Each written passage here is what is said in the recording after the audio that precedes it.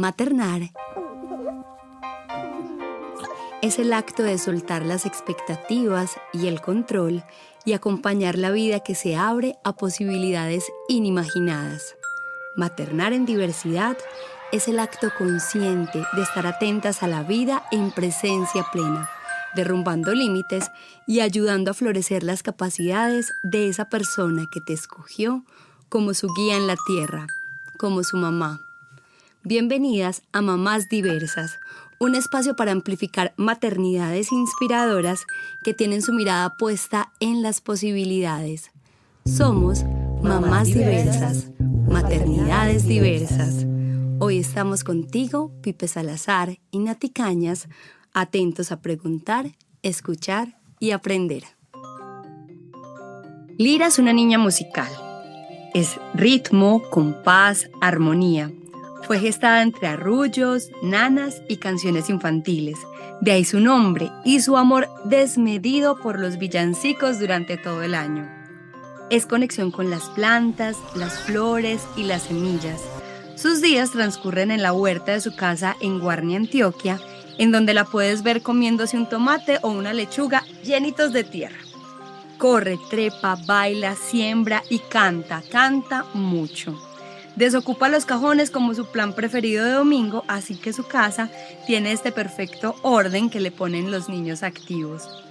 Esta es la historia de cómo maternar a una pequeña con trisomía parcial 22, más conocida como síndrome de ojo de gato, aunque conocida podría ser una palabra incorrecta para este diagnóstico huérfano.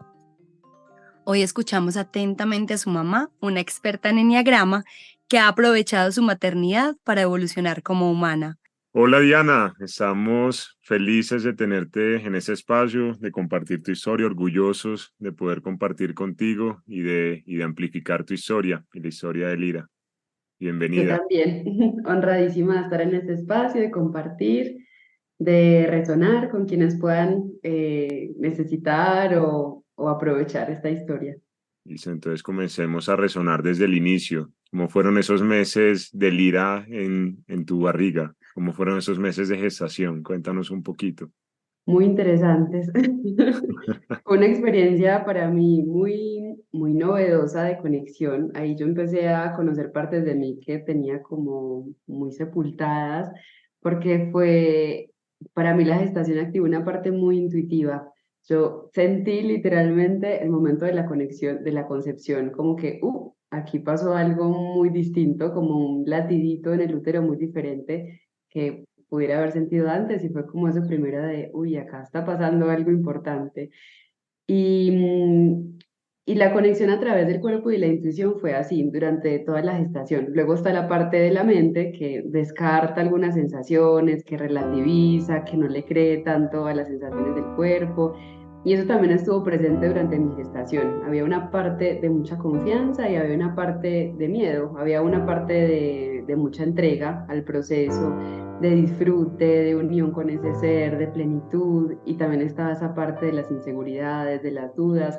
Así que la fui llevando así como Nati leyó en la introducción, con muchos cantos, escribiendo. Llevaba un diario en el que escribía muy a menudo, porque tanto cantar como escribir son cosas que a mí me traen bastante al presente, que me ayudan a tener conciencia de lo que me está pasando.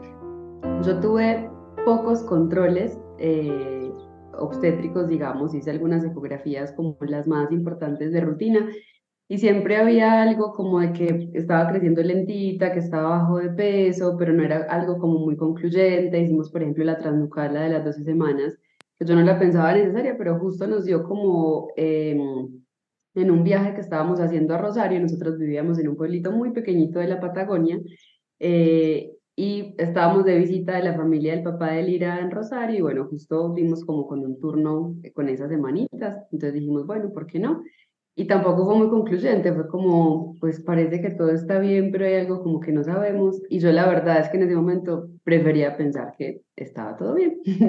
Entonces, bueno, había eso, lo fui llevando con mucho amor, sabiendo que había algo distinto de Lira que yo no sabía bien decir qué era lo diferente. Yo soñaba, por ejemplo, que ella tenía los ojos violeta, y era algo que me daba mucha curiosidad, como que algo raro venía en sus ojos, pero no sabía muy bien qué. luego tenía el ojito de gato. Pero fueron como, había señales del camino que me iban como preparando, sentía yo. Wow. Tremendo, tremendo. Además, esa gestación tan bella, yo siempre la he admirado mucho también en tu historia. Me ha parecido muy bonita, muy inspiradora también, porque es una gestación en presencia plena, ¿cierto? Como obvio, con el corazón, como sabiéndolo todo, porque ahí está la información, pero disfrutando también todo ese proceso de gestación. ¿Y cómo se enteraron entonces del diagnóstico? ¿Qué emociones atravesaste, mi querida Diana?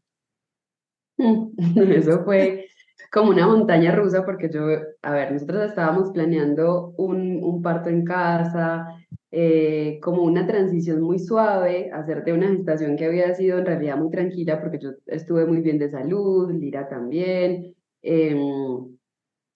Sí estaba con esto de bajita de peso, pero pues no había algo como alarmante. Creo que lo peor que me pasó durante el embarazo fue un dolor de ciática unas semanas y que no fue nada súper grave. Así que yo Sí. quería una transición bonita, suave, armónica, que pudieran hacer en casa, que fuera algo muy tranquilo. Y yo estaba yendo a unas rondas de gestantes y mi dula y la que iba a ser mi partera, cuando estábamos al final de una de las rondas, como ya se acercaba la fecha de parto, nos dijo, bueno, quédate un ratito para que hablemos bien de algunos detalles y para que escuchemos los latidos. Cuando ya escuché los latidos, me dice, Hay algo acá que no me está dejando tranquila porque los latidos están bien y luego como que bajan, luego recupera para que estemos tranquilas de que todo está bien. Hace un ecodoppler esta semana para que ya podamos estar tranquilas de que está todo bien y seguimos con el plan. Así que eso fue, el Ecodoppler lo hicimos un 14 de febrero, en Argentina se celebra San Valentín, había todo un ambiente así como de amor, de festivo, y yo fue pucha con ese miedo tan impresionante, era como entrar en una película rara como esto no me está pasando a mí.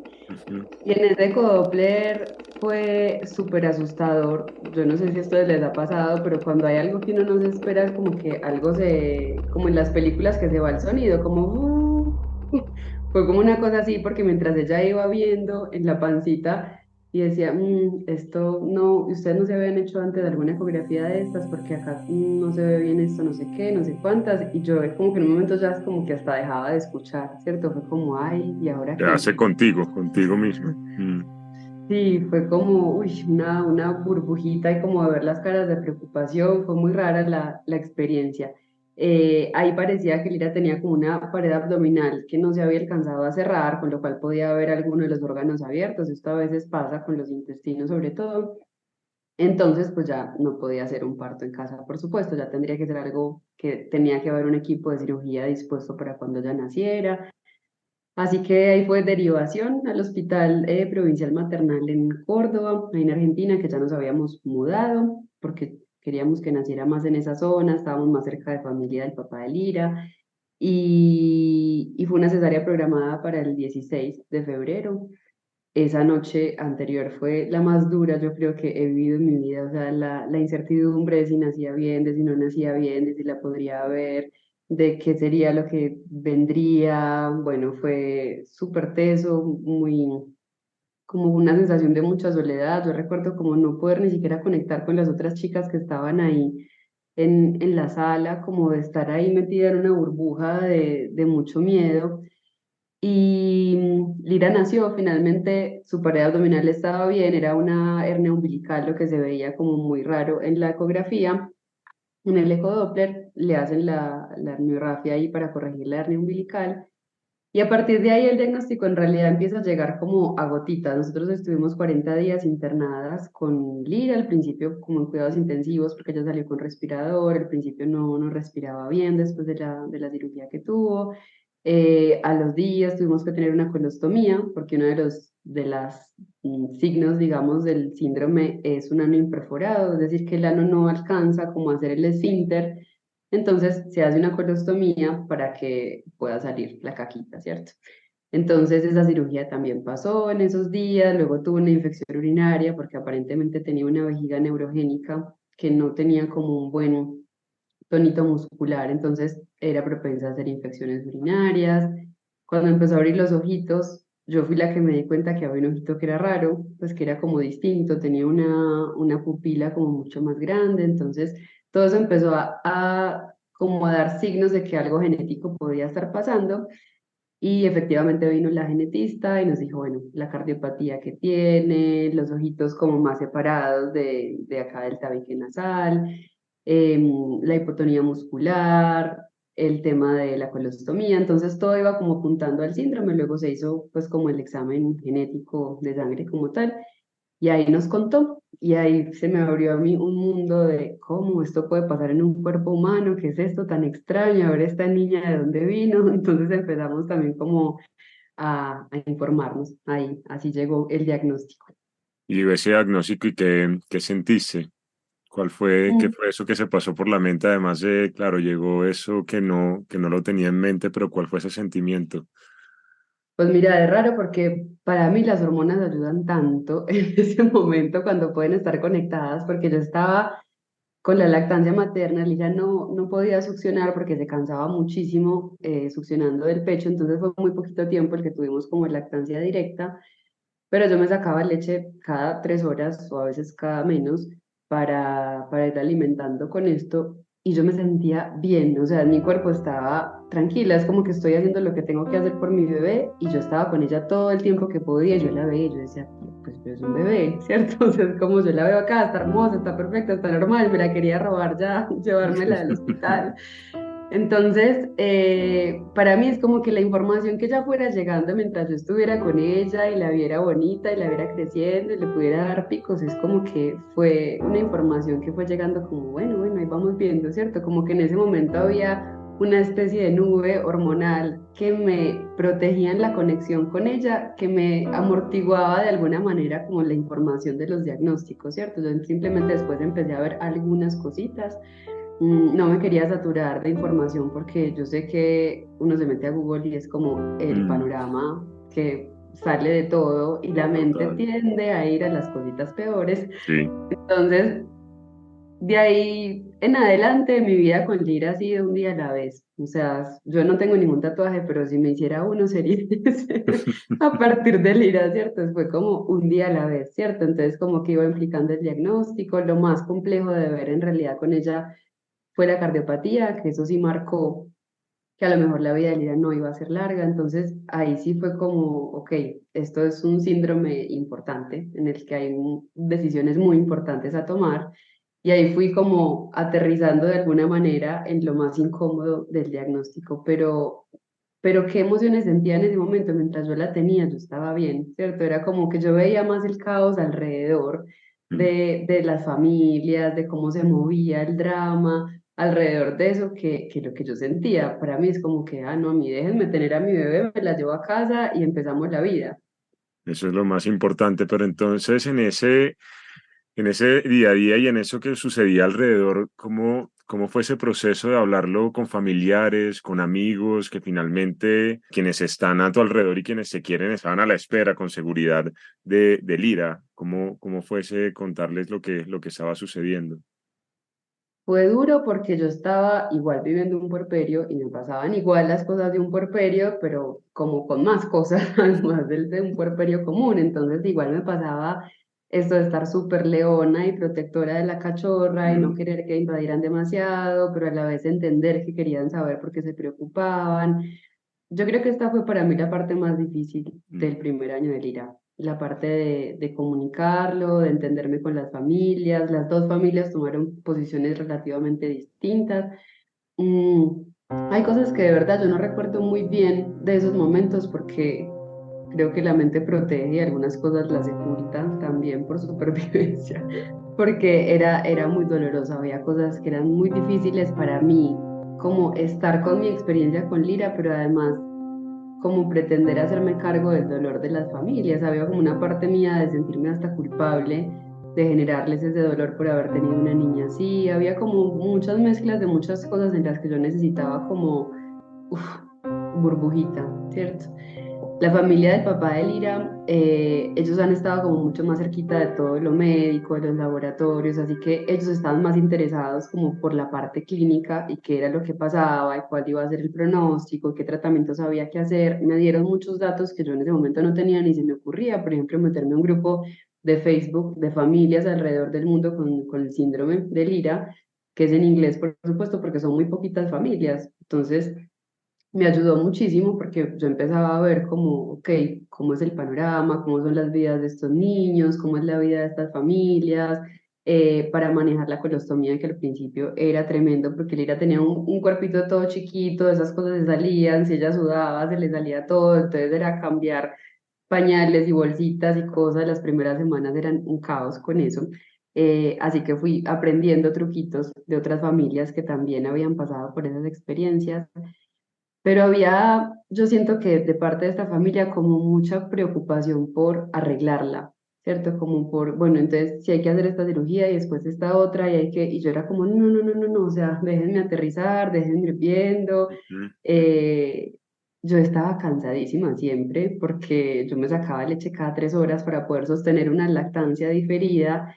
Entonces, eso era literal hasta la noche, o sea, yo casi no dormía, yo una vez hice la cuenta de cuánto tiempo yo me sacaba leche el día y eran 8 horas diarias, entonces era como, pucha, eso es un trabajo, un tiempo completo, más bañarla, más estar con ella, más cantarle, más cocinar, más todas las cosas, entonces había como momentos donde decía, no me abrumo porque no puedo con nada más, No, ¿cierto? sí, ujú.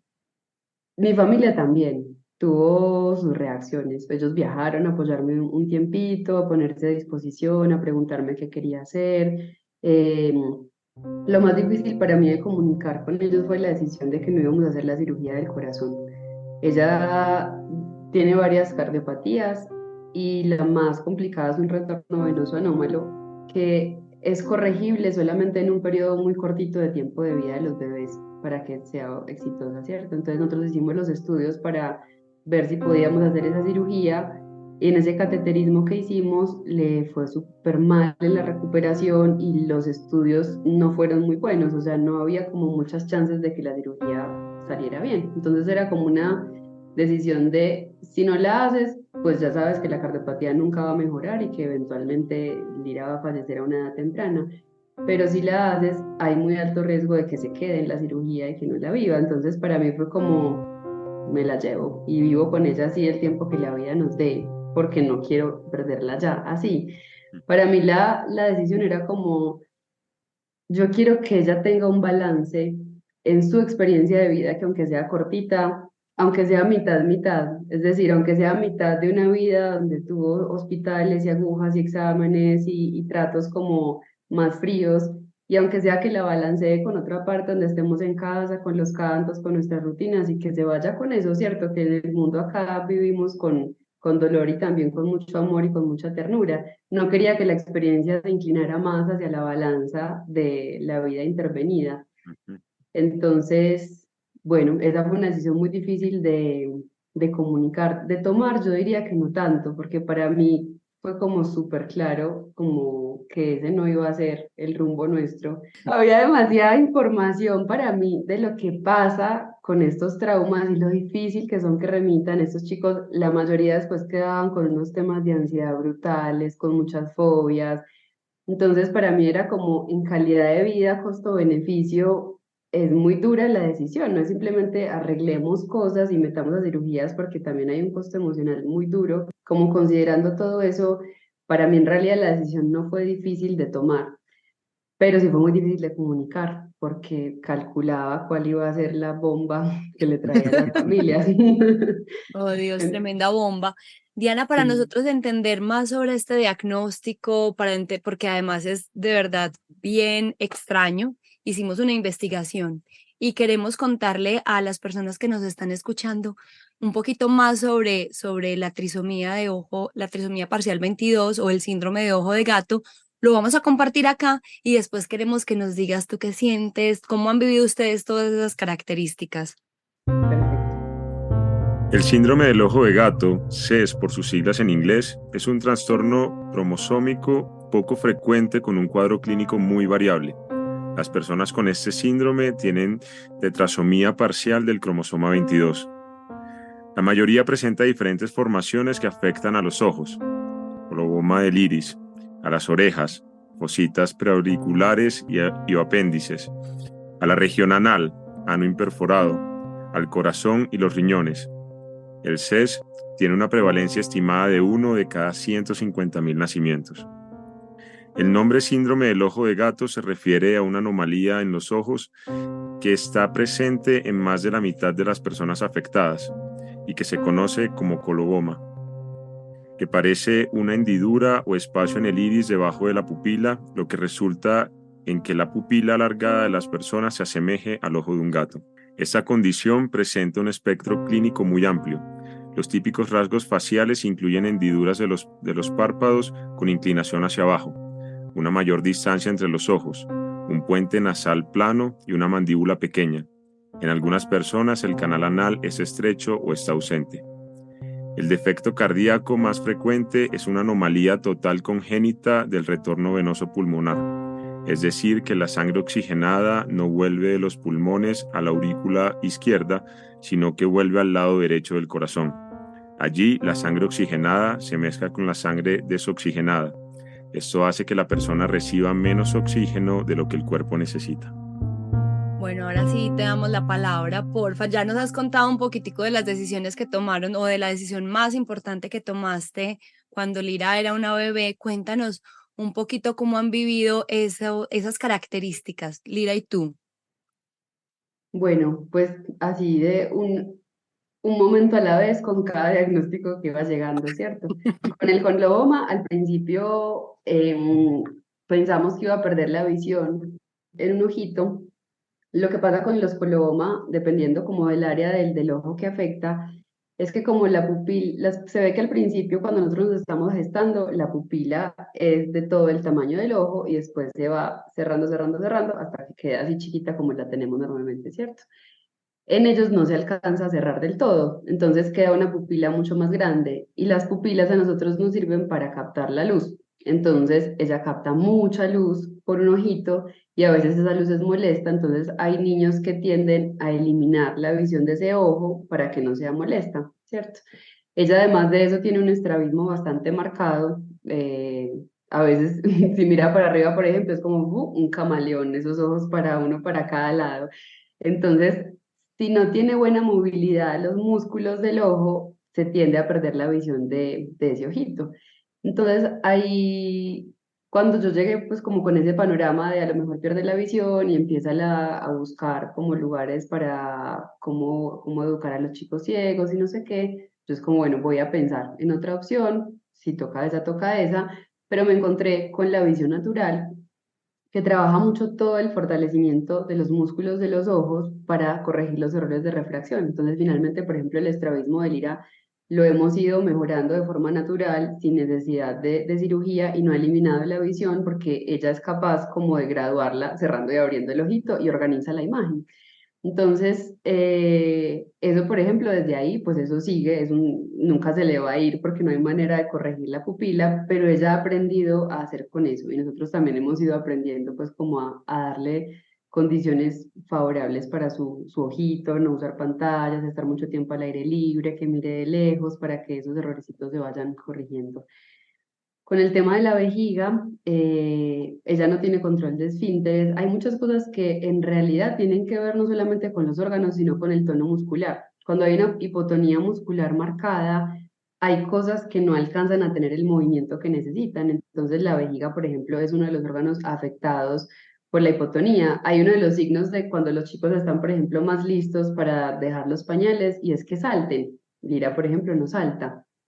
Entonces, son cositas que ha sido como amigarme con la idea de que cambiaré pañales siempre, ¿cierto? O sea, como decir, ah, bueno, listo, cambio pañales y ya viene como el momento de decir, ya está en la talla más grande de pañal, cuando ya pase esta talla donde conseguimos esos pañales. Entonces, es como que va haciendo una cosa a la vez para ir resolviendo. No es que yo del principio tuve toda la lista de los diagnósticos y entonces ya me imaginaba cómo iba a ser todo el panorama, sino que he ido más bien observando qué es lo que sí necesita, qué es lo que no, sin anticiparme demasiado. Con la colostomía igual nos amigamos con las bolsitas porque la reconstrucción de las colostomías se hacen, pero no siempre funcionan. Si hay poco tono muscular, además, no es tan probable que ella pueda tener algún control de esfínter y muchos terminan volviendo a tener que tener la bolsita de colostomía, teniendo que hacer una cirugía como de un botoncito para hacer unos lavados. Entonces, si yo ya tomé la decisión de no intervenir a raíz del corazón, pues el corazón tampoco es que se banque muchas, como que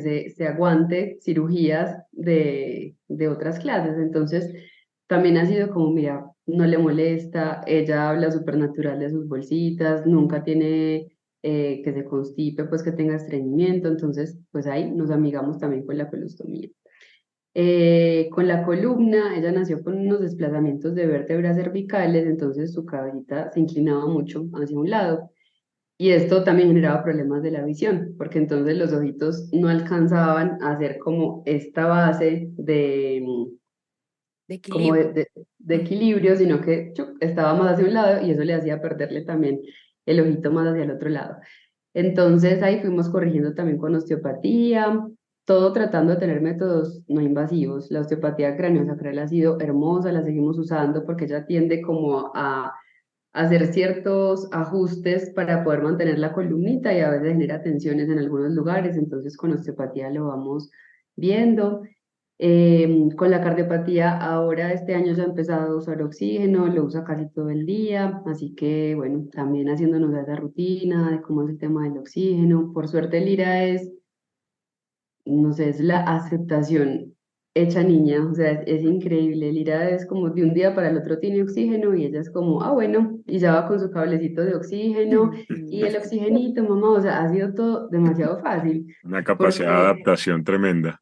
pero exagerada, o sea, ha sido como wow, porque claro, cuando empezamos con el tema del oxígeno, yo estaba súper angustiada porque yo era como, ay, mira que siempre ha tenido movimiento libre, que va donde quiere, que no hay como esa restricción. Ella no es una niña que esté corriendo y saltando por todos lados, entonces, al contrario, cuida mucho sus movimientos. Ella es como, tiene movimientos muy calculados, entonces, para mí siempre ha sido muy tranquilo dejarla moverse libremente. Y ahora yo era como, no, ya va a perder esa movilidad, ¿qué le pasará? Se sentirá encadenada a un cablecito. Para nada, o sea, esa niña estaba feliz con su cable para todos lados y se le enredaba, lo desenredaba de una naturalidad impresionante y en realidad con todo ha sido así, ¿cierto? Con las bolsitas de colostomía, ya, ay mamá, ya tengo la bolsita inflada, o, ¿cierto? Es como, o estoy súper miada, o sea, ella como que ha hablado de su cuerpo como con mucha comodidad y entonces a mí eso me da mucha alegría porque ella se siente bien en su cuerpo, ¿cierto? Para mí esta era como uno de mis objetivos, que ella se sienta bien en el cuerpo que tiene, en el traje de astronauta, como le suelo decir yo, en el que más o menos vino adaptada a la Tierra. Así que bueno, hemos ido como con cada una de las situaciones del síndrome, acompañando y mucho desde la alimentación, somos muy amigas de una muy buena alimentación que cuide sus intestinos, porque al tener la colostomía hay una porción menos del intestino, al ser muy bajita de peso, muy bajita de tono muscular, pues no es que fije mucho la proteína, entonces como ser muy cuidadosa con esas situaciones, ¿cierto? Tratar de que en el estilo de vida sea lo más saludable que se pueda para que su cuerpito se sienta muy contento. Y en esa, al final todas las mamás tienen una experiencia diferente. Por supuesto, la tuya es un camino diferente a la de Natalia, a la de cualquier otra mamá en ese mundo. ¿Cómo describirías tu experiencia de ser mamá? Yo creo que ha sido la experiencia que más foco ha puesto en mi vida, o sea, donde he encontrado más rincones míos, donde me he visto más personajes saliendo. Ha sido una experiencia de mucho amor, que es un amor que no había conocido antes, porque es un amor de verdad incondicional. O sea, yo pienso que no hay cosa que haga Lira que yo la podría dejar de querer o que la quisiera menos, o sea, y eso pues, con el resto de los seres humanos no pasa. Sí. El amor en el resto es más condicionado, yo te quiero más, yo te quiero menos, pero con Lira para mí es un amor hermoso, de mucha entrega, de salir de mirarme el ombligo y más bien verla a ella y verla sus necesidades, como esa capacidad de observación que me ha abierto a mí de maravilla, porque es que yo veo cómo Lira se maneja en la vida y para mí es como, ay, wow, yo quiero ser más como Lira cuando sea grande. Me ha sido de experiencia como mamá una capacidad, como despertar una capacidad de adaptación muy grande. Yo en general soy una persona que me adapto fácil, pero con todas las circunstancias que ha traído Lira, pues es como el cambio es la constante. Total. Entonces ha sido una experiencia de también de mucha ternura, de mucho tacto, de mucho contacto. Esto a mí no me pasaba. tanto antes de Lira. Yo no era tan cariñosa ni tan abrazadora, de hecho no lo soy más que con Lira, pero con ella sí, porque es un lenguaje que a ella le gusta mucho. O sea, Lira todo el día está trepada como una zarigüeya, todo el día le gusta beso, abrazo, el pico, jugar, hacer la yoga, como ella dice. Se me monta a reír. También algo muy importante de mi maternidad ha sido encontrar la importancia de la tribu, ha sido encontrar esa necesidad de hablar con otras mamás, de no maternar sola, ha sido abrirme a la posibilidad de pedir, que me costaba y todavía me cuesta bastante, pero me costaba horrores pedir algún favor, que me acompañaran a hacer algo, que alguien hiciera algo por mí porque estaba desbordada. Así que también he encontrado una parte de mí que es capaz de recibir y de pedir y de reconocerse necesitada. Em, y creo que lo más transformador para mí como mamá ha sido renunciar a lo ideal. Ha sido como amigarme con lo suficientemente bueno, con la realidad tal como es, y revisar mi escala de valores y empezar a priorizar, porque creo que las experiencias vitales con Lira a mí me han permitido darme cuenta yo qué pienso de verdad de las cosas, ¿cierto? Para mí qué es de verdad ser mamá, qué es la vida, en qué consiste venir acá, cuál es el sentido o el propósito de la existencia. O sea, me ha llevado a revisar los temas filosóficos, existenciales, profundos, como le queramos llamar, de lo humano. Así que, así súper resumido, diría que esa ha sido mi experiencia. Bello. Tremenda experiencia, además que es muy bello, Diani, porque yo te sigo hace un tiempo, pero también te veo empezar como a brillar cada vez. Yo siento como que la maternidad te va sentando y yo se lo voy a atribuir a Lira, pero perdón, pero es como si fuera un solecito que te hace iluminar y acompañar a otras personas y poder ofrecerte también con un lugar de servicio y de amor para muchas personas a las que tú acompañas desde tu profesión y desde las cosas que te gusta aprender y compartir. Entonces también te veo así brillando. Por eso también te trajimos y quisimos y queremos que compartas esta historia y esta luz con muchas personas. Ay, Vamos a buenísimo. un pedacito así como del que no nos gusta mucho hablar, pero hablemos de los miedos. ¿Cuáles han sido tus miedos y cómo los has atravesado? Los cuales siguen siendo también. ¿Cuáles siguen siendo? Bueno, eh, el miedo a no poder y como el miedo a no ser capaz ha sido como una constante, ¿cierto? Y ha sido como un fantasma en el que he ido como, bueno, pues pruebo si soy capaz, bueno, y si no soy capaz, no, y pues hasta ahora he sido capaz como en acompañarla, ¿cierto? O sea, mi miedo en realidad como el que está siempre de base en las decisiones con Lira es el miedo a no tomar las decisiones que preserven su ser, ¿cierto? Como su ser integral, no solamente focalizar en una cosa o en la otra, porque cuando uno va al sistema médico, pues hay mucho énfasis en todo lo clínico y en toda la biología como si fuéramos solo biología. Entonces, ha habido momentos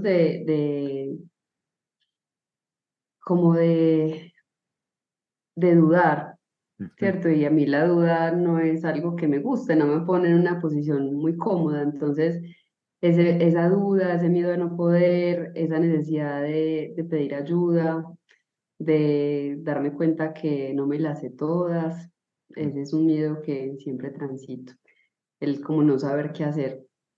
¿Y cómo lo voy llevando? Trato de informarme y trato de confiar también. Algo que no mencioné como la experiencia de ser mamá, pero que me ha ayudado mucho es abrirme mucho más de la dimensión espiritual. Es como sentirme acompañada en los pasos que voy dando y entregar como lo que voy pudiendo hacer con esa intención de amor de quiero que esto sea en armonía, como en general, ¿cierto? Como con lo humano, con el ser de Lira, con el plan que sea que hayamos tenido nosotras para venir acá y tener esa experiencia. Entonces también eso ha sido para mí un soporte muy grande con los miedos. Hay mucho miedo en mí a no saber qué hacer cuando Lira se vaya, porque es que mi vida ahora está súper basada en Lira. O sea, como Nati decía, ella me ha ayudado a sacar mucho brillo en muchas cosas. Es como que me ha ayudado a gestionar mejor mis tiempos, me ayudaba a gestionar mejor mi energía, me ayudaba a saber dónde, como afinar mucho más también en cómo acompaño, en los proyectos que abro y al sentirla tan, tan fundamental lo que hago, cuando pienso en puchisilidad de Bayo, cómo me quedo, pues es un miedo muy grande. Y lo que yo trato de hacer con eso es seguirme enamorando de la vida, como sabiendo que Lira siempre va a estar, él siempre va a ser parte de mí. A mí me pasó una cosa muy curiosa cuando después de que nació Lira y en los meses que ya estábamos más tranquilas en la casa, y era esa sensación como que si ella siempre hubiese estado, ¿cierto? Es como que, como si incluso antes de pensar en ser mamá, como que ella siempre estuvo. Me es muy difícil pensarme la vida sin Lira, es como que es una sensación de que siempre nos hemos estado acompañando de una u otra manera, entonces también como que trato de estar ahí en esa idea, de que nos seguiremos acompañando de una manera u otra, de que yo seguiré honrando su vida y su paso y lo que me ha transformado acá. Pero bueno, hay unos días que es más fácil que otros. Trato de poner mucho amor en mis proyectos, en las relaciones que tengo con mis consultantes, con mi familia, con mis amigos, para sostener ese deseo de seguir estando aquí, pase lo que pase con ella. Y hablando de los miedos en ese proceso, también hay alegrías en el proceso, con seguridad. Cuéntanos también a nosotros y a las personas que nos están escuchando cuáles han sido esas alegrías en todos en estos años. Y alegrías, muchas, muchas, y de hecho es como para mí donde más se inclina la balanza. Pues parte de la maternidad yo creo que es aceptar que la vida tiene de todo, de todos los colores, de todos los sabores, de todas las experiencias, que hay unas súper dolorosas, que hay otras hermosas y muy gratificantes, y pues claro, eso también ha sido parte de nuestra vida. Para mí son las alegrías pequeñitas que suman, porque todos los días son como gotita, gotita, gotita, gotita, ¿cierto? Como la de verla jugar, de dormir juntas con el cuentito a la noche, de los besitos, de ver cómo le gusta que la cargue y la abrace, el sí que Lira tiene para todo, o sea, que para mí es impresionante, o sea, Lira es el sí por delante para la vida, y por eso también es como que yo digo, uy, yo quiero ser más como Lira, porque no hay plan al que se le arrugue, porque siempre Me es encanta. como, sí, es como, amor, vamos un ratito al parque donde las palomas, sí, no, chiqui, hoy nos quedamos aquí jugando con plastilina, sí, cierto, es como ese sí que tiene, como que lo hace livianito. Para mí es una gran alegría que Lira hace las cosas livianas. Eh, para mí despertar con Lira es una delicia, o sea, para mí ya está ganado el día, porque es un despertar súper tierno. Lira se despierta generalmente de súper buen humor, siempre dice hambre, hambre también, hay que decirlo, esa niña tiene hambre todo el día. Es mejor vestirla que alimentarla, porque vestirla le dura mucho la ropa porque crece despacito, pero come el día entero. Pero, pero ya para mí despertar con ella es ganar, porque se despierta de súper buen humor, entonces ya sabe que para que la mamá se pueda levantar, porque ya es prácticamente mi alarma, me da besitos, entonces me da un besito y yo abro el ojo, me da otro besito, yo abro el otro ojo, y entonces vamos como empezando con mucha ternura el día. Para mí también algo como de las alegrías grandes es ver lo que Lira genera alrededor. O sea, yo me quedo impresionada porque Lira es como, sí, como decía Nati, como un solcito. Entonces es como que cuando la gente está alrededor de Lira, es como que es ver a los demás en su mejor versión, ¿cierto? Lira despierta mucha ternura, despierta como un cuidado muy bonito. Y eso a mí me encanta porque me ha ayudado a mí a ver a mi familia, a mis amigas, a la gente a mi alrededor como en una versión súper bonita. Entonces, me encanta ver eso. Y Lira es alegría, es canciones, ya todo el día inventa canciones de todo, entonces ya se sabe una melodía de algo y se la pone a cualquier cosa, se inventa cosas todas charras, entonces yo me río mucho. Pues de verdad, no sé si yo me reía y sonreía tanto antes de Lira, porque esa niña aprendió a hacer sonidos y ya es risa pura.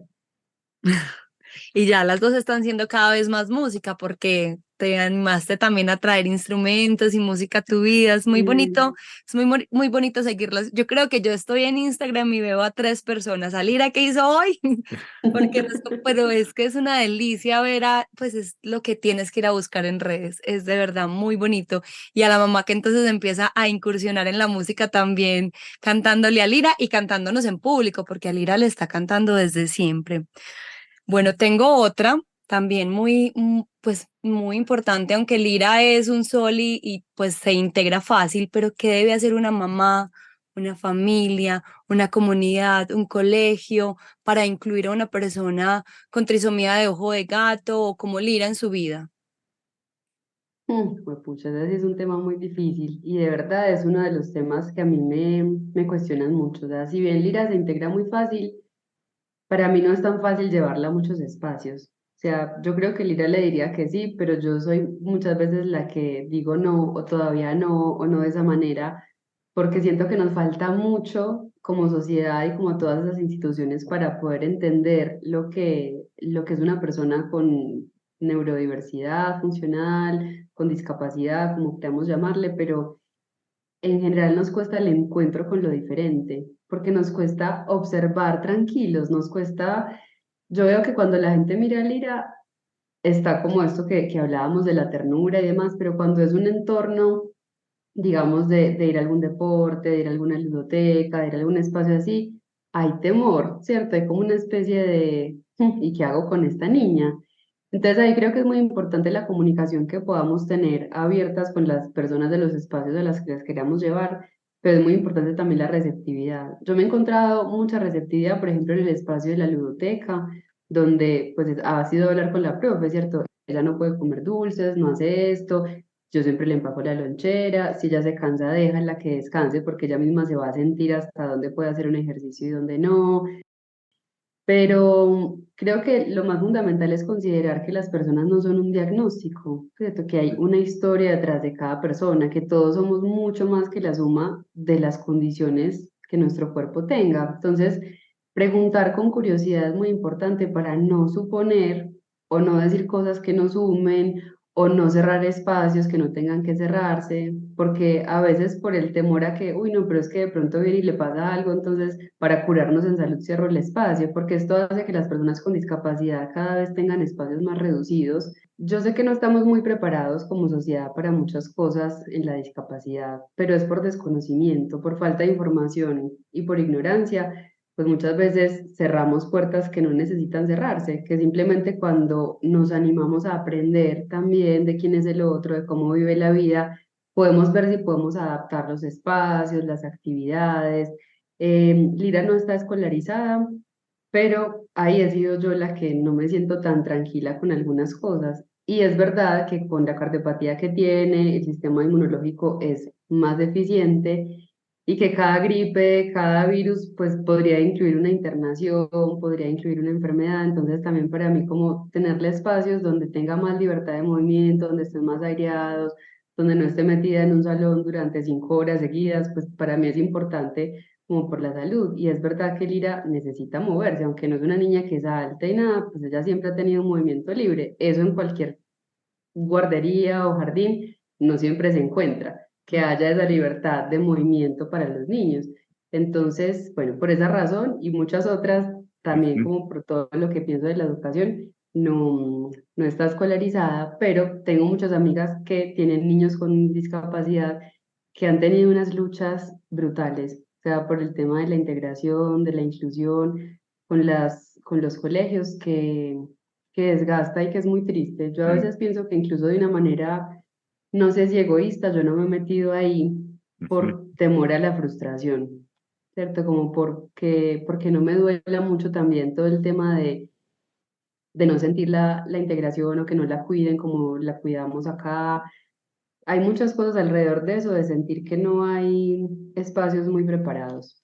Ujú. Cuidándote Bueno, tal vez también, pero no desgastarte y generar un desgaste más en ti que Sí, una poniéndole energía mucho que, probablemente. exacto, la cosas, energía se la puedes porque dedicar si tú ves un día a de Lira Lira en está otras lleno cosas. de actividades, de Así profes, es. de personas que la acompañan también un montón haciendo de sus días y enseñando un montón de cosas. Entonces también vale este punto de vista diferente que me encanta Total, a también mí también. en este Pues, y es camino. importante, nos da paso a la próxima pregunta y es la importancia de cuidarte, como cuidadora. ¿Cuáles son esos cuidados que tú hoy estás teniendo? ¿Cómo se cuida Diana?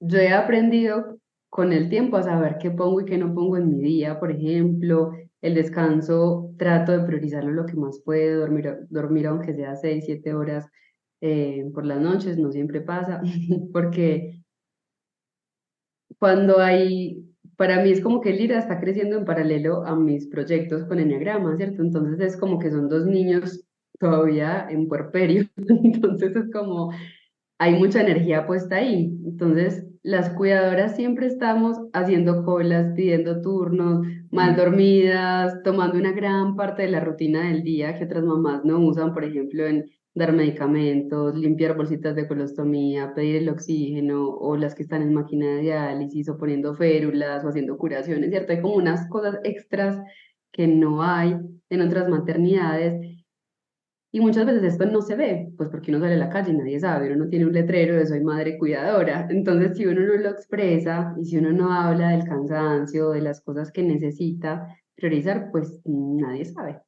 Ujú. Que ese día para mí muy importante, que esto que están haciendo ustedes, ¿cierto? Porque la discapacidad está poco vista y nos cuesta hablar de esto cuando están nuestras familias, entonces visibilizar que esto existe, porque la discapacidad ni siquiera está en muchas estadísticas, ¿cierto? No se hacen casi censos alrededor de la discapacidad, entonces ni siquiera sabemos cuánta población, ya sea porque es algo congénito o algo adquirido, porque nadie está libre de que tenga un accidente y entre en una situación de discapacidad, por ejemplo, o a raíz de una enfermedad. Entonces, ¿qué podemos hacer como sociedad? Pensar en que los desplazamientos para una mamá son complicados, ¿cierto? Si hay silla de ruedas, si hay férulas, si tengo que cargar la lira, por ejemplo, pues casi siempre está porteada en la mochila porque ella camina a distancias muy cortitas. Entonces, creo que cuando sabemos y somos una institución educativa, de salud, de cultura, tener siempre eso, ¿cierto? Cómo son los accesos.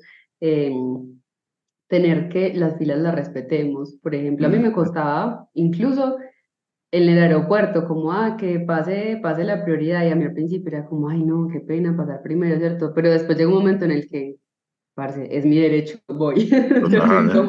Es como, o sea, voy y además como tranquila y diciendo, o sea, lo estoy haciendo por mí, por Lira, y esto no le está haciendo en perjuicio de nadie y hasta estamos educando a que esto se Por siga supuesto. pasando, porque de verdad hay mucho cansancio. Yo creo que eso es como lo principal que podremos contar de lo físico, muchas mamás que cuidamos, que hay mucho, mucho cansancio. Entonces, hay en cosas puntuales en que, por ejemplo, mi mamá se queda con Lira cuando yo voy a clase de baile una vez a la semana, entonces para mí es como mi espacio de, ay, no soy mamá de nadie, ay, no soy psicóloga de nadie, ay, yo voy a bailar como una más, a disfrutar un ratito de la música, a mover el cuerpo, y para mí eso es como, ay, mi espacio delicioso.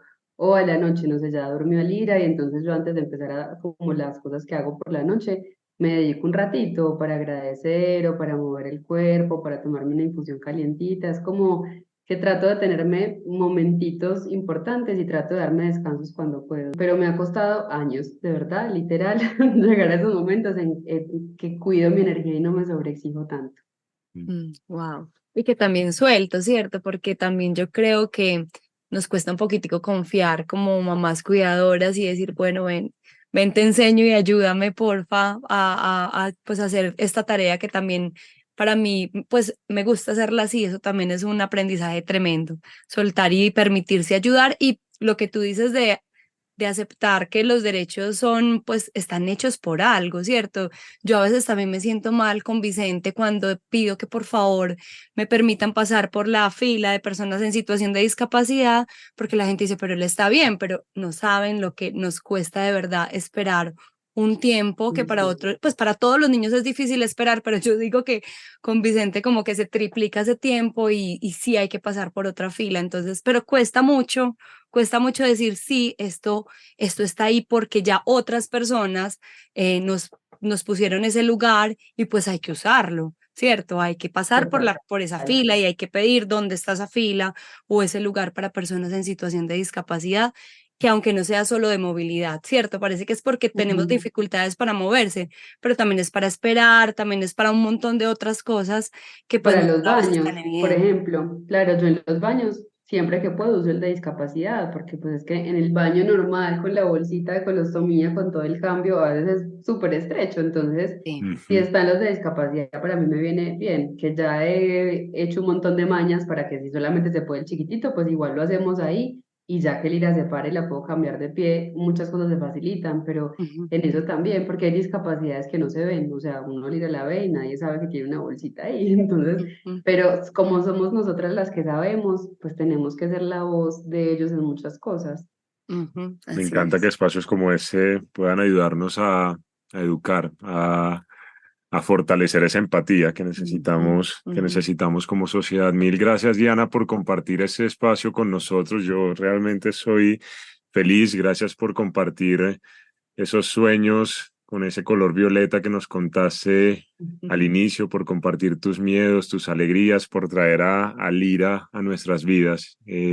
Ha sido un espacio muy bonito, muy enriquecedor. Espero que haya sido igual para todos ustedes que nos están escuchando. Y que nos escuchen personas que también pues son neurotípicas, que nos escuchen todos los que nos tengan que escuchar, porque no es solo para mamás como nosotras, sino para toda la comunidad, que yo creo que es importante que pueda escuchar tu historia y la de todas las mamás las de mamás diversas y podamos poner como ese puente que necesitamos. Antes de terminar, te tenemos un mensaje muy bello que te envía Lira, a quien le mandamos un abrazo, muchos besos, que la amamos y que la seguimos Abrazos, en abrazos para Lira. redes porque alegra la vida y también es una invitación. Después vamos a dejar aquí en los comentarios de este episodio las redes de Diana, porque Diana tiene proyectos muy bonitos en los que nos podemos acercar para que nos dejemos acompañar de ella y de la energía que tiene cargada gracias a Lira. Mm. Te mandamos un besito y aquí te Gracias. dejamos con este mensaje. Gracias. Hermoso compartir, mil gracias. Mamá es muy linda. Me gusta cantar canciones. La mamá duerme mucho. Ah, te amo mucho.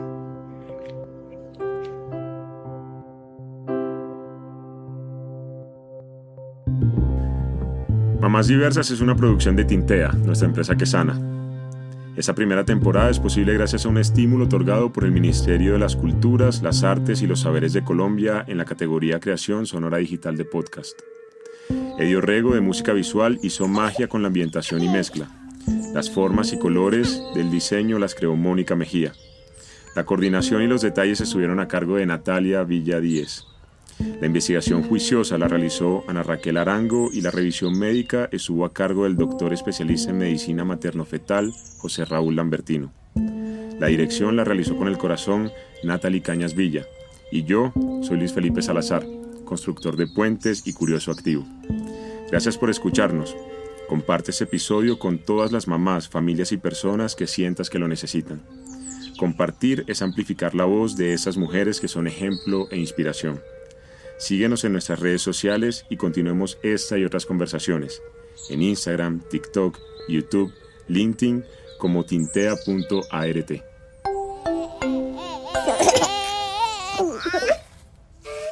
Colombia, potencia de la vida.